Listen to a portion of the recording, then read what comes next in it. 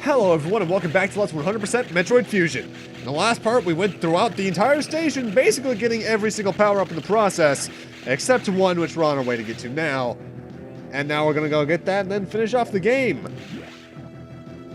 I still cannot believe I forgot this was here. I know I mentioned it wasn't in my checklist, and it wasn't, but I distinctly have memories of getting this like first visit to Sector 2 when I was younger.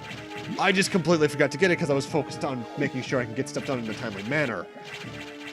Like I said, there's a hidden bomb platform on either side that you can use to get to this missile tank way earlier. To get this item without the gravity suit, by the way, just to the left of that little tree in this room, there is another bomb platform you can activate. So that's how you get up there on the first visit to Sector 2. I hate that I missed that. But I hate that I missed that, I'll be completely honest. Oh well. I got it, no matter what in the end. I still get 100%. Don't get the best ending image, sadly, but I'm gonna show you all the ending images anyway, so... not much to complain about there. This is still one of my better playthroughs of Metroid Fusion, though, because I handled the bosses pretty well, and I managed to get through the areas pretty well, too. I honestly say this is probably the definitive LP of the game that I've done out of the three, because the first one's just crap. The second one is good, but it's not 100%, whereas this one's both good and 100%. Not many times I'll be able to say I played a game 3 times for the channel. Maybe this and one other instance I'll probably ever say that for. Either way, that's what 100% looks like. To point, there's still one more power bomb we have to get, but that's upstairs. Let's talk to Adam. Samus, we're done here. Leave the rest of the Federation. We should be preparing to evacuate the station. Are you joking? Do they know how dangerous the X are? How quickly they reproduce? The Federation has taken an interest in the X and SAS. They believe this life form has endless potential applications. This is ridiculous! The X are heartless abominations! What potential could they have? It's not necessary that you understand such matters. The Federation is coming now. You should just leave quietly. This is madness! They won't stand a chance here! This station will devour them! What could be worth the risk? Capturing the SAS, of course. Are they serious? Do they really think they can succeed?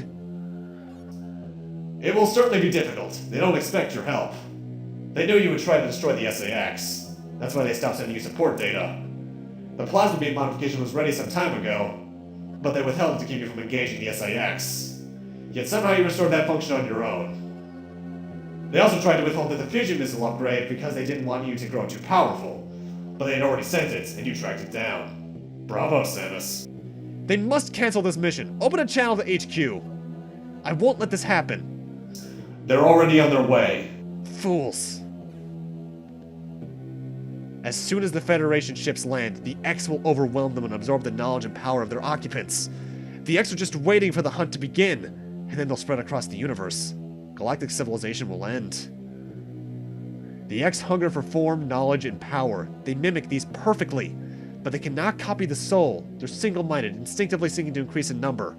They're a plague, and the Federation underestimates their threat. The X must not leave here. I must destroy them all before the Federation arrives. This station has a self-destruct mechanism. I must use it to destroy the X here and on the planet. I must send them to oblivion. Them, the station, and myself if I have to. Well, let's get over the... Adam. I'm gonna need you to open the door, buddy. Come on. Open the hatch! I have an order to confine you until the ships arrive. Don't let them do this! Can't you see what'll happen, Adam? Adam? Who is Adam? A friend of mine. And what would this friend advise you to do now? He would know that the only way to end this is to start the self-destruct cycle. He'd know how important it is. Did this Adam care for you? When he sit in the safe command room and order you to die? He would understand that some must live and some must die. He knew what it meant. He made that sacrifice once. So he chose life for you, our fair warrior Samus Aran. Your Adam gave his life so that you may keep yours. For the sake of the universe. How foolish. How dare you? How could you hope to understand, machine? You know that detonating the station in high orbit would not guarantee the complete extinction of the X-Parasites, even though the station would be utterly destroyed. You would only succeed in removing the one obstacle to the galaxy's ruin, yourself. You would ignore the simple fact and choose death. When Adam decided who would live, he chose incorrectly. If you were to alter the station's orbits, then you might be able to include the planet in the vaporization field of the self-destruct detonation. Huh? You would have to start the propulsion sequence now, before the Federation arrives. Samus, this is your last mission. Go to the operations room and adjust the station's orbit path to intercept SR-3D8. Then return to your ship and escape. Move quickly and stay alive. That's an order. Any objections, lady?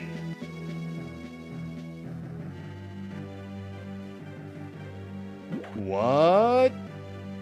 Okay then. I think you can all figure out what's going on. Also, I just realized that the navigations room door opened, so maybe you're not locked into endgame events once you see that. I could have sworn you were. But mind you, I'm thinking about it. I have some distinct memories of listening to this song while I'm doing the completion rather than the song we were listening to already. So I may have been wrong about that. I apologize. Either way, our destination is to end the game right where it started. We have to go back towards where we got the missile data way back in part 1. And I think you know the path there by now. However, there are still some shortcuts for us to take. Like this one I showed off earlier. Now we have the screw attack, we can completely skip that navigation room area as soon as I get into the passageway. However, there is still one more power-up for us to get, because you may remember I mentioned the max power bombs are 74, and the last one is in here. To get this, you need to go into a morph ball passageway in the top right, if I recall. You'll know you'll have 100% when you have 20 energy tanks, 250 missiles, and a total of 74 power bombs. We have now reached 100%. Feels good.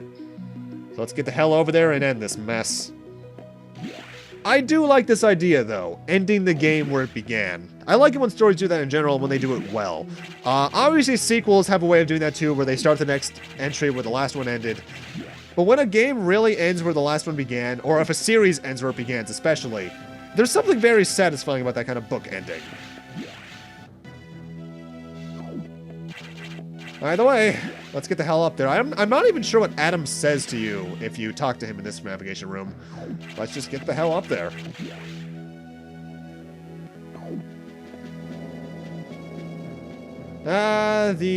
What was this? The main deck, I believe it is? Operations deck. It's always kind of nostalgic going back here. Let's go change this thing's orbit. Ah, I missed this song. Why are the things locked? Why was there an explosion? Why is the SAX theme playing? Oh god, time for a final encounter with this thing, or at least one of the 10. The SAX, for being basically the major antagonist, is a really easy fight. He hurts. The screw attack did 70 damage there, basically 2 energy tanks low with his 1 beam. But he's really stupid. He wants to try and use his screw attack to go into you a lot. I know I keep calling it he, it's an it technically. But the main thing you can do is basically jump over its screw attack so it tries to jump into you again with another one. You'll know how much HP it has left based on how much it's fizzling when it reforms. It's kind of a disappointingly easy fight. You do start phase 2 eventually where it becomes something else. There it goes. And an interesting little detail about this is that it turns into a combination of Samus and the creature it was at the start of the game, which was one of those things from SR3D8. However, this form's even easier because it just tries to jump into you, and if you're good with placing your shots, you can kill it in 2 or 3. At which point, it then becomes a Beam Core X, and we know how to take care of these at this point. Stand right about here, and fire. The SAX, despite being the major threat throughout the game, is disappointingly easy for me. But, I could expect that. I've seen bosses do that before. So let's beat this thing and collect that ice beam, even though, didn't Adam say we were immune to that? Hey, get back here! Sword loser. Well, let's still go change the orbit. You can't access the navigation data, save, or recharge rooms in this area, I believe, though. Propulsion sequence activated. Destination. Alright, we got 3 minutes to get out of here, and weird little thing. They play a different version of Ridley's theme for this escape sequence rather than the one they played during the fight. I prefer this version of the theme because it's more intact to how the original sounded, I guess, but let's get the hell back to our ship. Still kind of wondering what was with those shells we saw back in Sector 1, but we got better things to focus on. Let's get the hell out. Thankfully, this is one of the less tense escape sequences in the series because it's a very short distance you're going. Can't use the save room, obviously. Also, you know, thinking about it, at this point, the self-destruct sequence doesn't have much tensity on us anymore because we've seen 2 or 3 in this game alone already, like the boiler room thing and the restricted area thing. Mind you, not many Metroid games have 3 escape sequences. What the hell? This wasn't destroyed before. That's not good. This room looks especially crap, and... oh no, a 4th one. That means... Omega Metroid! Shit! It's bigger than it was in Metroid 2, but let's take this out. Come on, I got missiles. Come on. I got you. Ouch! Oh, that did a lot of health. This doesn't look good. Ah, even better. What do you want? You're prioritizing the bigger Metroid. Okay, I'm good with this. Not using your beam effectively. Suck it. And we can collect it. We get the ice beam and a new suit color closer to what Samus's original suit looked like. And the final boss of the game is against the time limit during the Omega Metroid fight. The Omega Metroid hurts. Basically, each attack does 1 energy tank of damage. So I basically have 21 hits. However, if you charge up your ice beam diagonally and then constantly just mash the B button afterwards, you can kill the Omega Metroid really quickly. It's more so boss fight by design rather than difficulty. And ladies and gentlemen, our ship is somehow moving without us in it. But let's continue blowing this place up because we are done.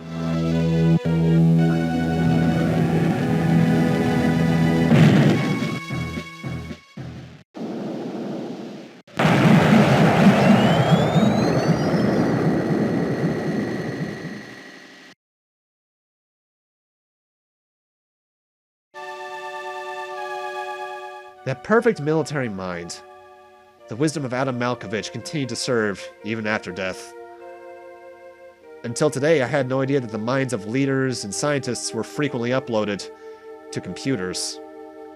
My incredible reunion with Adam may have saved the universe. But how will the beings of the universe view our resolve? I doubt they'll understand what we did. The danger we barely averted. They'll hold tribunals and investigations. They'll hold us responsible. Adam understood this, and he spoke to me in my anger. Do not worry. One of them will understand. One of them must. I've reflected upon his words, and I see the wisdom in them.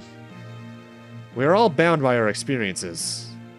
They're the limits of our consciousness. But, in the end, the human soul will ever reach for the truth. This is what Adam taught me. Just one detail still bothers me. This ship can only be started manually.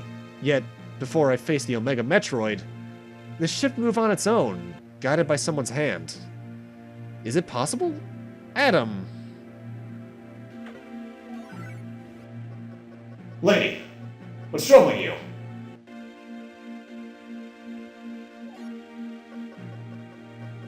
You wonder how I started the ship?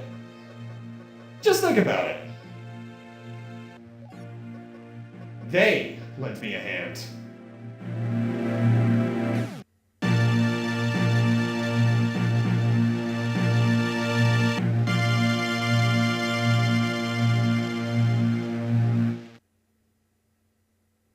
Paying us back for Planet Zebus. Also, how did a space station have enough explosives to blow up a planet?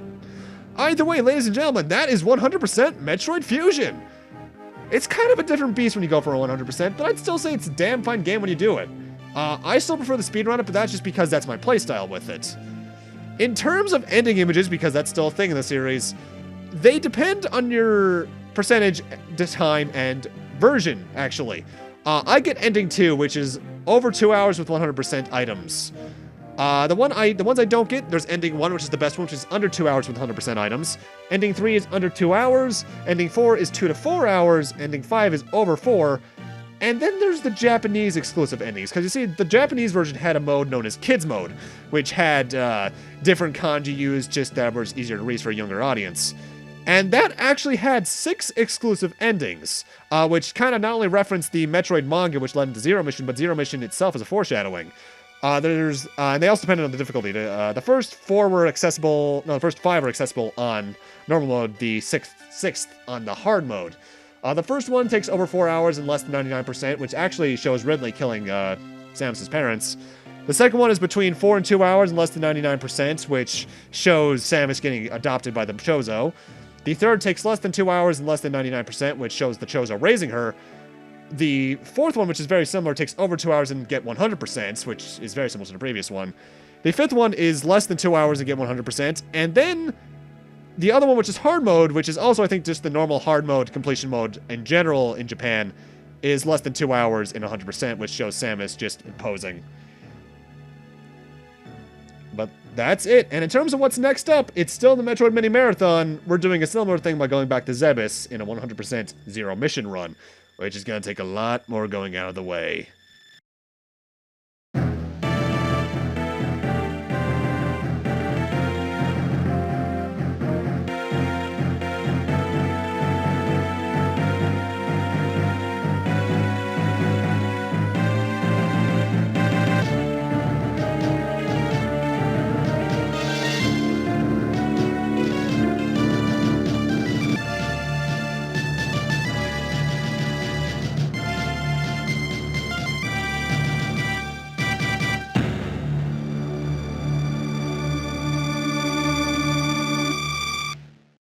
It feels really damn good to see that. Also, very minor thing, but I like this little remix here that plays with the Sector 1 theme. It's very calm. But yeah, next up is Zero Mission. After that, we'll be taking a look at a certain fan game. But ladies and gentlemen, that's Metroid Fusion done. It feels good to finally get this 100% run out of the way, because this has technically been something I've been meaning to do for a while, because I've already played the game twice, I know. But 100% is kind of my thing with Metroid games on the channel.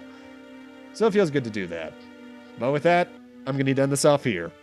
Thank you guys for watching. Have a great night. Take care. And I'll see you guys in 100% Zero Mission.